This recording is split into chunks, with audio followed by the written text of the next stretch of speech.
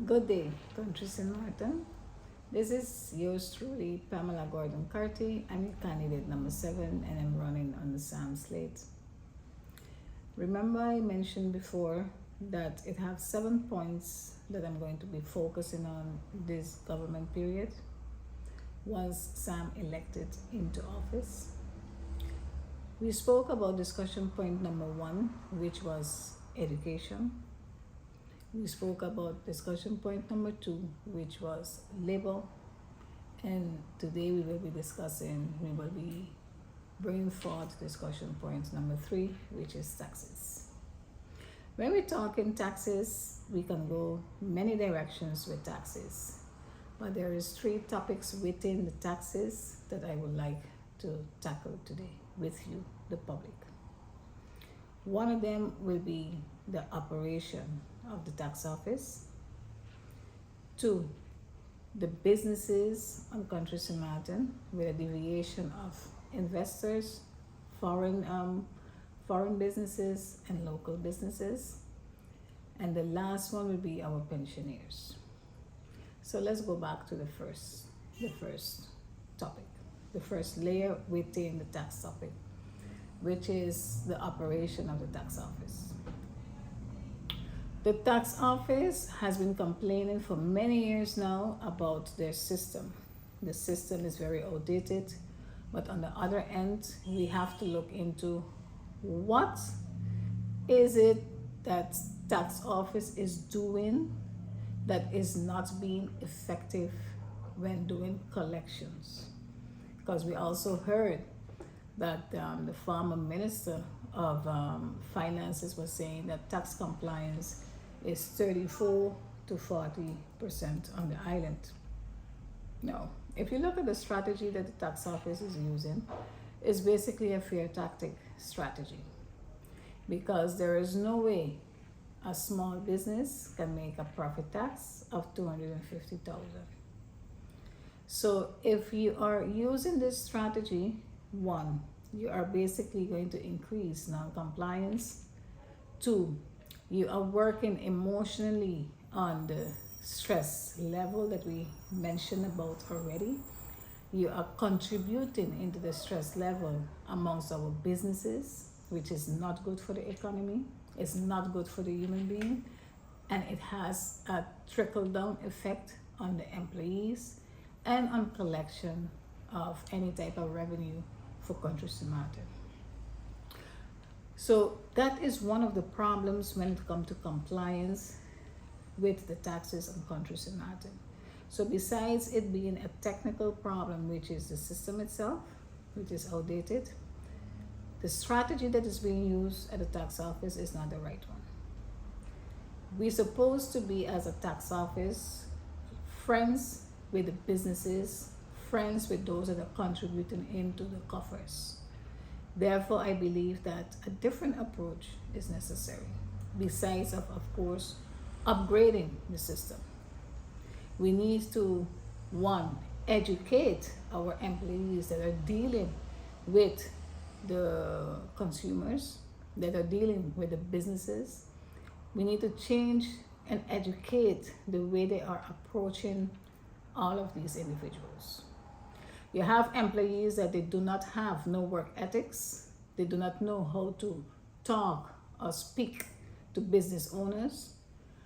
There is no respectful dialogue. There is more imposing way of communicating and a showing of a power, which is a false power play. I mention it. I will call it a false power play, because at the end of the day, you're abusing a power by doing wrong. You know that the assessment is too high, it's fictitious, and you're still continuing on that, wanting the person to go into an agreement based on a fictitious amount if they do not have sufficient proofs. And we can go on and on with the different things. I have those as well that are very, very well equipped. They know how to speak. They put themselves in other shoes, because when we talk in the good, the bad, we have to talk the good as well. And have those that are well equipped, that know how to speak properly, that they put themselves in other people's shoes and they try to get a solution, a feasible and practical solution for the situation. So those, kudos. But the others, they need to be educated, and also it have some of them that are working at the tax office that do not understand taxes. So when different questions are being posed to them, things that they have heard in the past, or maybe they heard another colleague stating, they start mentioning things that sometimes don't really apply to the situation at hand from that particular customer. So you're not getting the help that you need. No. If somebody is working in a tax office, obviously they're supposed to know something about taxes. It's just like people that are providing customer service in a particular branch industry.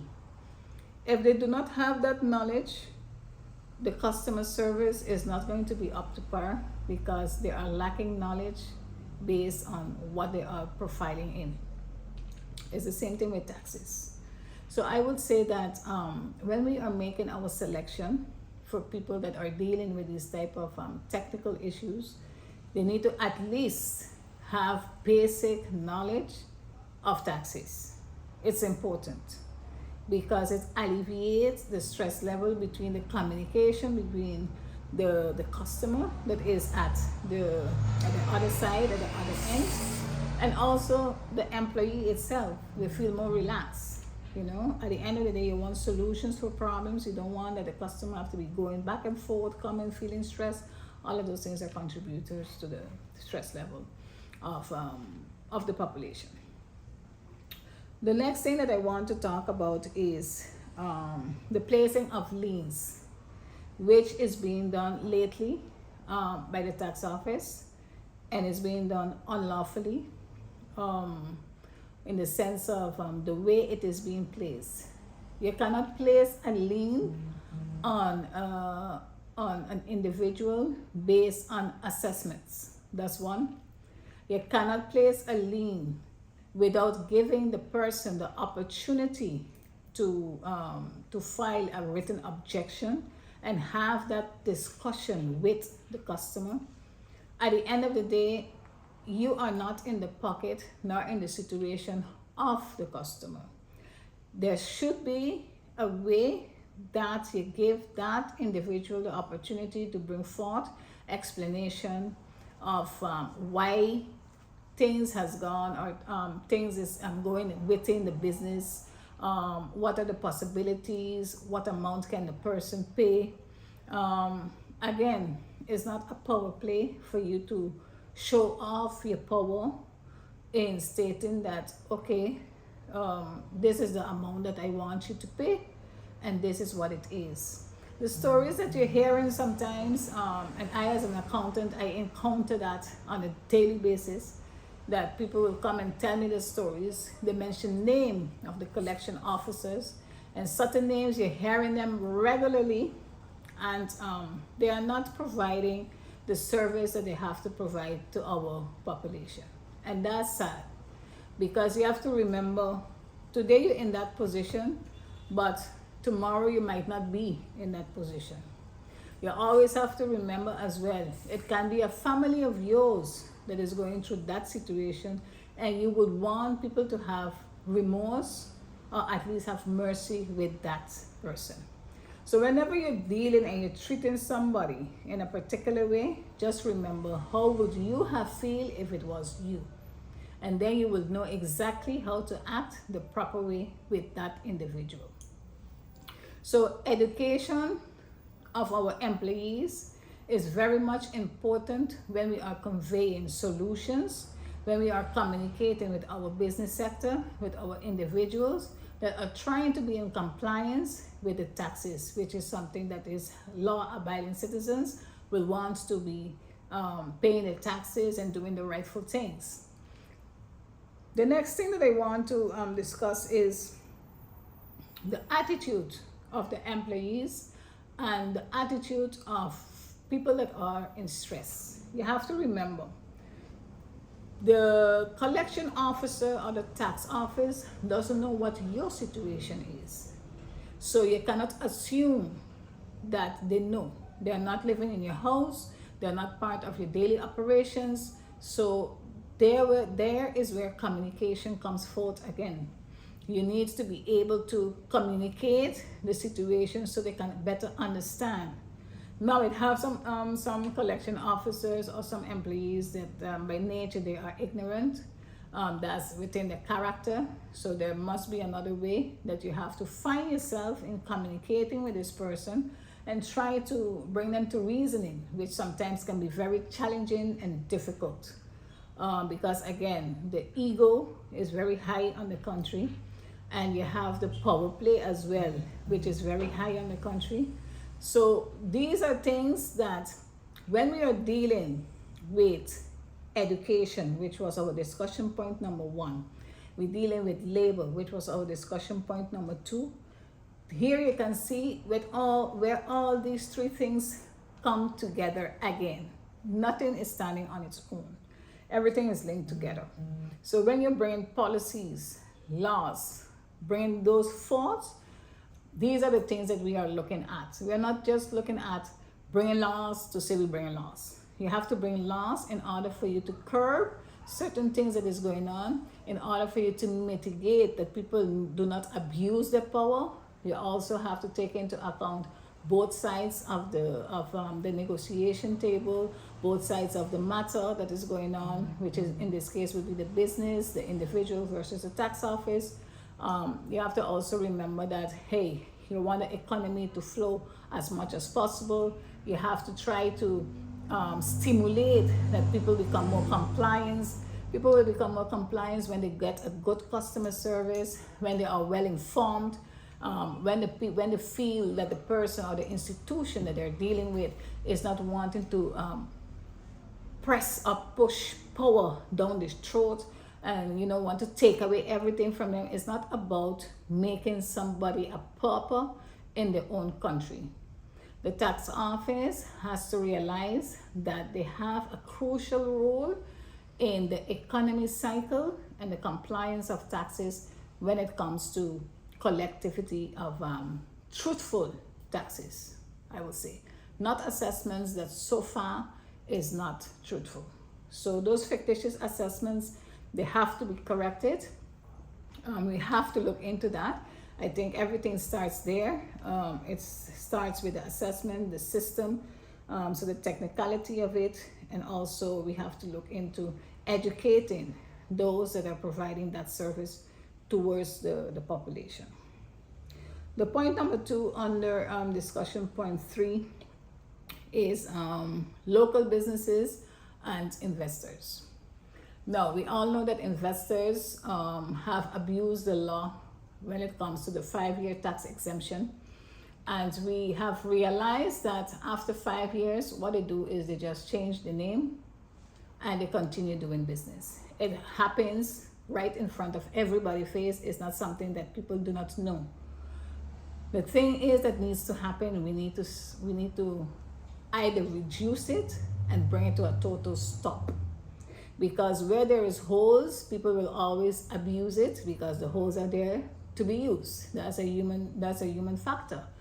People, when they see that the system is not tight enough and they do not get the help or the cooperation in order to do business or to make more money, you will always find those that abuse the system. So for years we have noticed that investors are coming in. Sometimes they bring in their own people and leaving no opportunity for our people, for our residents, our legal residents and our locals to get the jobs. That point we have bringing forth already in discussion point number 2. So when we realize that investors are getting this tax exemption, what about our local businesses that are contributing? It cannot be that we put in more pressure on our local businesses, which most of the times have to they have to work more harder because they have to try to be in compliance with the laws and things like that. Why not give them a leeway as well? Because remember, their competition is much stringent. It's much tighter because the type of businesses that locals are in you find other locals are doing it as well. So we have to look into these different sectors within the economy and also determine how we are going to go about this tax exemption for our locals, because it has to happen. It's something that is necessary in order for us to balance off the years of trauma that the economy went through, especially after Irma. I know that a lot of businesses get the SSRP money, but it have a lot of local businesses that did not get it. Those that really needed it did not get it. And I'm in contact with these people on a regular basis, so I know what it is I'm talking about. It's not from hearsay, it's from having those data and information. It have others that get the SSRP money that did not use it the way that they said they were going to use it, and they took the money and went away with it and did personal and private stuff with it whilst they were supposed to pay employees and things like that.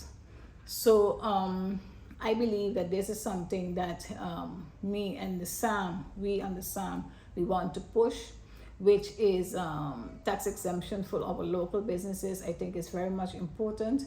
It will also slack a lot of pressure and create more room for compliance, tax compliance, because then you will give that that branch within the society and within the economy for them to bloom and get a fresh air, at least that they can, breathe a little bit and catch themselves and continue.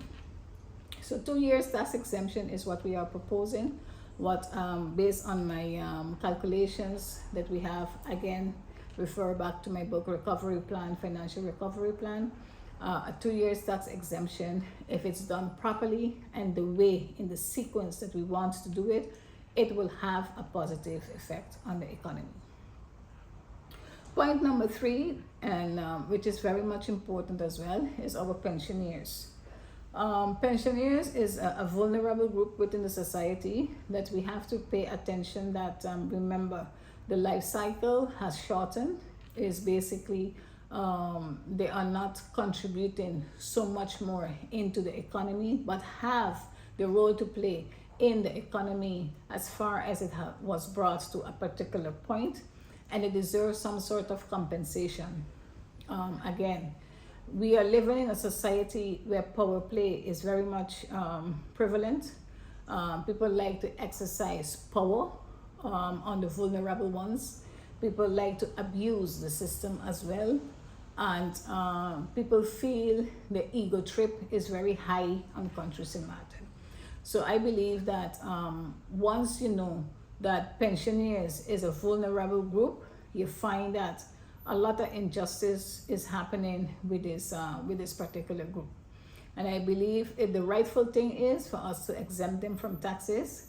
In like the group of pensioners is like 50% of our revenues generators. So when you do the calculation on what will be the effect on the revenue stream from the coffers of St. Martin, and you offset it with other income streams that we are planning to generate, basically it doesn't hurt for us to exempt the pensioners from taxes. So these are some of the points that I wanted to bring forth. Like I say, there are many other points in between that that we have more details on, that we can discuss. Of course, I like the interaction once it is done in a respectful manner.